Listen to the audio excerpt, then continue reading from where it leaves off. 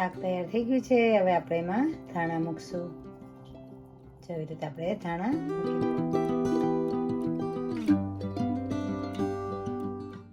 મેં ગઈકાલે છે ને હાથડીનું મને શાક મળ્યું છે, તો તમને બતાવી દઉં. બારે જો 2 રીંગણા હતા, પછી લીંબુ હતું, આ હતું કેપ્સિકમ હતું, કોજેટ, પછી ભીંડા, ગુવાર ને ટીંડોળા પણ મને મળ્યા છે પ્રસાદીમાં. જો આવી રીતે મને ટીંડોળા પણ પ્રસાદીમાં મળ્યા છે. તો ટીંડોળાનો સંભારો બનાવીશ, એ તમને બતાવીશ રેસીપી. ને બટેટા નીકળ્યા, એમાંથી આ બટેટા મેં સુધારી લીધા છે. એટલા બટેટા સુધારી લીધા છે અને રીંગણ પણ સુધારી લીધા છે. તો આજે રીંગણ બટેટાનું શાક ને બીન્સનું શાક બનાવવાનું છે. જો રીંગણા પણ નીકળ્યા ને આદુ પણ નીકળ્યું. મરચાં આવ્યા. તો આજે આ મરચાં કટકી કરી ને હું મૂકવાની છું, એટલે પ્રસાદીનું શાક બની જાય છે. આપણે છે ને હાટડી ધરાવવામાં આવે સ્વામિનારાયણ મંદિરે, એટલે આ બધું શાક છે ને આપણને એટલું શાક મને 5 પાઉન્ડમાં મળ્યું છે. પણ એક જોતા પ્રસાદી કહેવાય, એટલે આપણે લેવી જોઈએ પ્રસાદી, કે આપણો અન્નકોટ હંમેશા માટે ભર્યો રહીએ ને એટલા માટે. ચાલો હું હવે શાક વઘારી લઉં. ચાલો આપણે છે ને તેલ મૂકી દેવાનું છે. બીન્સ વેજીટેબલ શાક બનાવવા માટે મેં 3 ટેબલ સ્પૂન તેલ મૂક્યું છે. 3 ટેબલ સ્પૂન આપણે તેલ મૂકવાનું છે. 3 ટેબલ સ્પૂન આપણે તેલ મૂકી દીધું છે.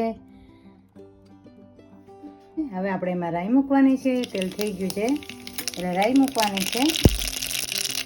જીરું મૂકવાનું છે. આપણે જીરું મૂક્યું, પછી આપણે 2-3 મરચાં લાલ મૂકવાના છે.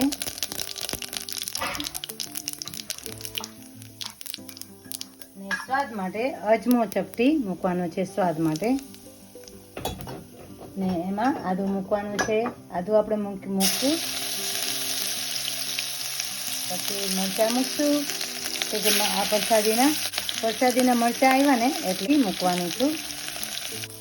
આવી રીતે આપણે એને સતડાવી લેવાનું છે, આદુને ને મરચાંને.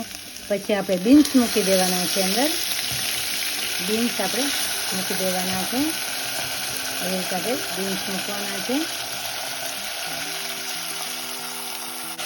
હવે આપણે મૂકવાના છે બટેટા એની સાથે જ મૂકી દેવાના છે. બટેટા મૂકી દેવાના છે. રીંગણ આપણે પહેલાં નથી મૂકવાના. હવે છે ને 1 ટીસ્પૂન આપણે નિમક મૂકશું. નિમક મૂક્યું. 1 ટીસ્પૂનથી થોડું વધારે નિમક આપણે મૂકશું. 1 ટીસ્પૂન એની માથે થોડું નિમક મૂક્યું. હવે 1/3 ટીસ્પૂન આપણે હળદર મૂકશું.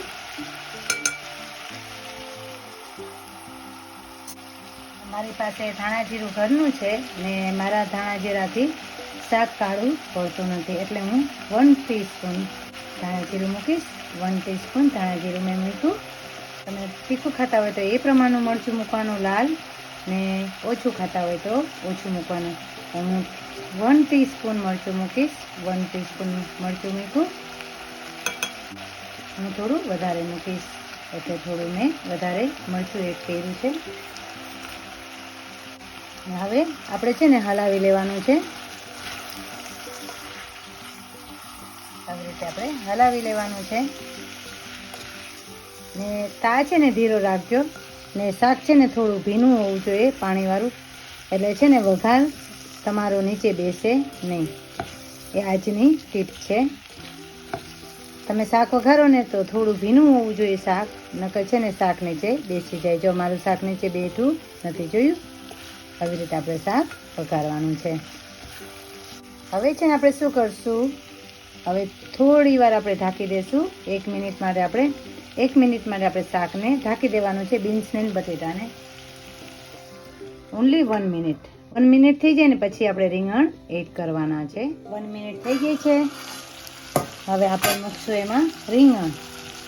હવે આપણે રીંગણ મૂકવાના છે. જો મેં એમાં થોડો છંટકાવ કર્યો પાણીનો, ને પછી છે ને મિક્સ કરી લેવાનું આવી રીતના.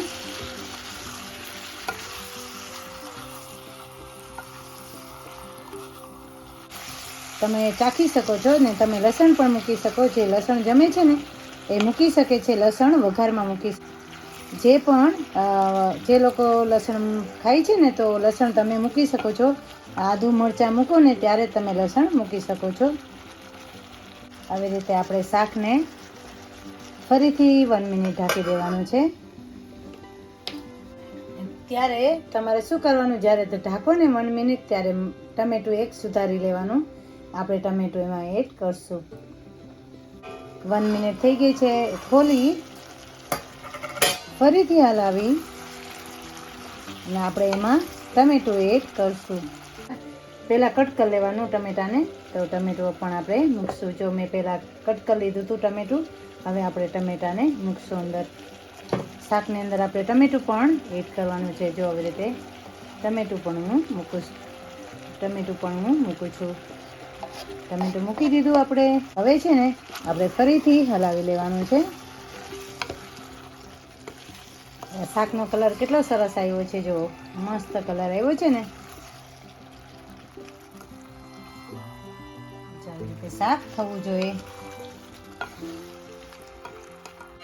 ફરીથી આપણે 1 મિનિટ ઢાંકી દઈશું. એટલે ટોટલ મેં 3 મિનિટ ઢાંક્યું છે. 3 વખત ઢાંક્યું ને 3 વખત મેં હલાવ્યું છે શાકને. આપણે 3 વખત હલાવ્યું ને 3 વખત ઢાંક્યું, એટલે 3 મિનિટ ટોટલ આપણે મૂકી છે. ને હવે ફરીથી આપણે ખોલી શાકને ને ફરીથી આપણે થોડું મિક્સ કરી લેવાનું છે. આવી રીતે મિક્સ કરી લેવાનું છે શાકને. મિક્સ કરીને આપણે થોડું પાણી મિક્સ કરીને આપણે થોડું પાણી મૂકશું. હવે આપણે પાણી મૂકીશું શાકની અંદર. ને શાકની અંદર પાણી મૂકશું, પણ આપણે પાણી વધારે નથી મૂકવાનું. જેટલું જોઈએ છે એટલું જ મૂકશું. જો આવી રીતે છે ને ચમચો પણ ધોઈ લેવાનો. જે આ હોય ને મસાલો આપણે એમાં એડ કરી દેવાનો છે. એટલે આપણો ચમચો છે ને એમાં જે મસાલો હોય ને એ પણ અંદર શાકની અંદર જતો રહે. ને આપણે પાણી એટલું મૂકવાનું છે, જેટલું ડૂબે ને એટલું જ મૂકવાનું છે, વધારે નથી મૂકવાનું. એટલે રસો પણ વધારે નહીં થાય ને ગ્રેવી ઘાટી થશે. આવી રીતે આપણે મૂકવાનું છે. જો આવી રીતે મેં પાણી મૂક્યું છે, ડૂબે ને થોડું એટલું જ પાણી મેં મૂક્યું છે. એ તમને ખબર પડી જશે, તમે મૂકશો ને એટલે આવી રીતે આપણે જોઈ લેવાનું કે ડૂબે છે શાક, બસ એટલું જ પાણી આપણે મૂકવાનું છે. કુકરને આપણે બંધ કરી દઈશું. ને આપણે છે ને હવે આપણે કુકરને બંધ કરશું. કુકરને બંધ કરી ને આપણે 2 વિસલ વગાડવાની છે. 2 વિસલ વગાડી લેશું. આવી રીતે 2 વિસલ વાગે છે. 1 વિસલ થાય છે.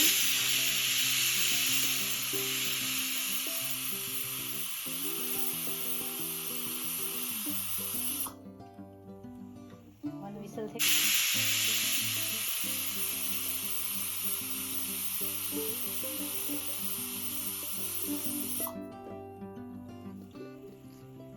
બે વિસલ થઈ ગઈ છે. હવે કુકરને બંધ કરી દેવાનું છે. વિસલ થઈ ગઈ છે. ગેસને બંધ કરી દેવાનું છે. હવે કુકરને આપણે ખોલી લેવાનું છે. હવા આવી રીતે કાઢી લેવાની છે. કુકર ઠંડુ થઈ ગયું છે પછી ખોલવાનું. પહેલા ખોલવાનું નહીં.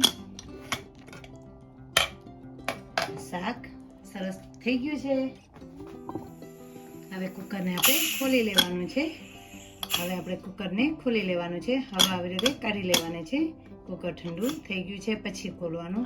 પહેલા ખોલવાનું નહીં. શાક સરસ થઈ ગયું છે.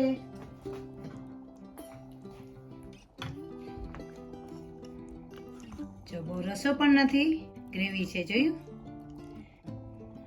જો શાક ચડી ગયું છે, ગરમ છે. શાક ચડી ગયું છે. જોયું?